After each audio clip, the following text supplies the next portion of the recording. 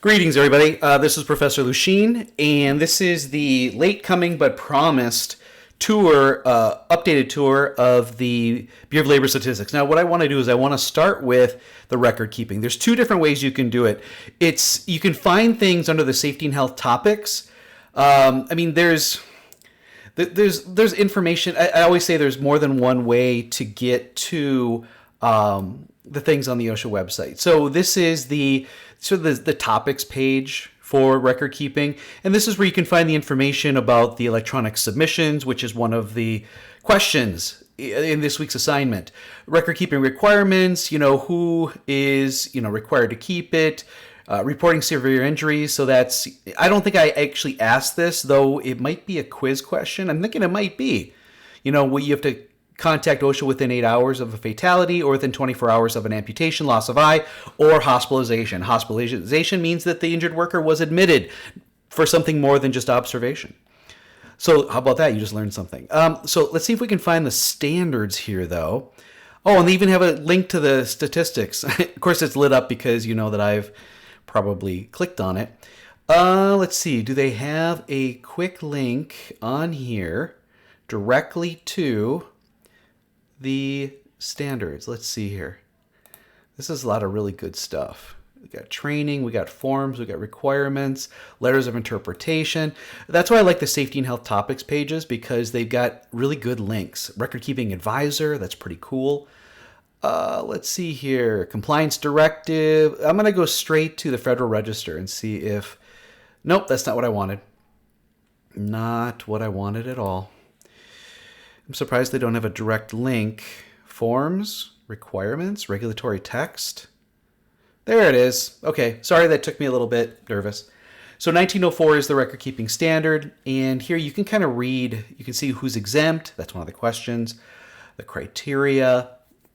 I believe there's information about the BLS survey. So the Bureau of Labor Statistics, they collect information from companies, from their logs, this is what they're keeping for their reports. But this is OSHA. So OSHA and BLS, two different things, but they also do it. So that's I'd like you to get in here and kind of look around a little bit. Let's see, what's this? Improved tracking of workplace, final rule. It looks like I'm going to have to read this. It looks like final rule becomes effective. What are they asking for? They made a change to the electronic submissions, I believe. I think that's it. I had heard that was coming along the pike, but I didn't read about it. So let's go to the Bureau of Labor Statistics. So this is the main page. This isn't just workplace injury and illnesses. See, they've got inflation prices, pays and benefits, unemployment, productivity, all kinds of stuff. Our workplace injuries is the center column on the bottom. So here is the main page, and this has changed quite a bit. If we wanted information, from specific states, we can do that. Here's information about the survey participants. It was just referenced in the OSHA standard. They've got a window with recent numbers. You can kind of look at them. They used to have these in a little window in the old version.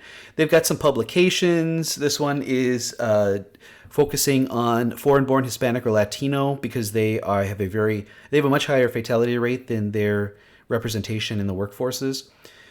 And it's got a little information about COVID, data collection. But here's where you're probably going to find everything you need. Here's the thing for incidence rates. That was one of the questions. What is an incidence rate? Oh, that's the actual company. Sorry. Incidence rate calculator. So here's how you calculate it. I guess that's not what I wanted. More information. So here's the information. So one of the questions talks about this. Here's the equation right here. And what is it? You can kind of see this is referencing the columns from the OSHA 300 log. I'd shown you that in the previous lecture. And it shows you how to calculate it and what it means. So there's one of the answers right there. Where did we find it? We found it on the main page under more information. All right, so under publications, we've got news releases, which we can get a summary of the fatality, which is the CFOI, or the non-fatal injury and illness, which is the SOII, Survey of Occupational Injuries. So we've got snapshots, you can kind of look at some things, occupational, there's not here. So this is a newer tab, not as much there. Fact sheets, Looks like some COVID stuff, rounding errors, things like that. Stuff that... Fatalities with forklifts. It only goes up to 2017. You always look at the dates. Always look at the dates. Go back to the main page. What else we got? Additional publication subscriptions. Okay, let's go to the data itself. We've got databases, data overview, interactive charts. Oh, non-fatal injury illness tables and fatality tables. I do believe I provided you with a link to this. But as you can see, there's a lot here. This is the employer-reported workplace injuries and illnesses. So this is the news release for the SOI report. And it'll give us some of the major numbers, but I don't believe it gets down into giving us actually the top causes, because what they do is they give you highlights. And I'm not seeing. Here's counts, but usually they focus on just on the industry stuff versus the causes, which I believe for the intent and purpose of BLS, they now call it the source, which, yeah, the source of injury. So looking down here, we just looked at the news release. We've got summary tables. These tend to be all industry-based and severity-based. Go down more, we've got the interactive charts. Let's see here. Is there anything here that says source? That's only up to 2018. By nature, events and exposures. But I don't really want, do I want that? That's nature usually the diagnosis. Let's do selected events. I will look in HTML. I found it. Here, this was the answer. I found it without really knowing. So they've got the main categories up top here. Contact with objects, slips, trips, falls, overexertion. Again, this is non-fatal. Transportation and violence. And what you can do is just look at the numbers themselves. So the total is 196,000. The total is 210. 255, because that's the number one now. Total transportation is 41,000. That's not a lot. Violence is 39,000. That's the total. Exposure to harmful substances is 424. 424 versus... What? That can't be. That would be the highest. I wonder if that includes... It's 2020. That includes COVID. Seriously? Yep. That's why. That's COVID right there. I bet you if we were to look at previous years, it wouldn't be that high. So let's go back to the data and the fatality charts. Let's see. We're looking for the same thing. Okay, event and exposure. Let's look at the HTML. So the number one year over year is always transportation incidents. Number two tends to be slip, trips, and falls, and it is 850. But look at this. It looks like exposure to harmful substances is coming up. That may actually include COVID. This is again, this is 2021 data now, but it still could. Let's see. Third would be violence, injuries with persons and animals. Fourth would be contact with object. Yeah, those are the big ones. Oh, slip, trip, and fall. I'm sorry, that's 850. So it would be number one, number two, number three, number four, number five. Yeah, 1, 2, 3, 4, 5, 6. So one of them would drop off, fires and explosions. So those are really the answers I had wanted you to get. And I just think it's good for you to just see what's here. Any other things that are interesting? I just wonder why that was so difficult to find the cause like I did.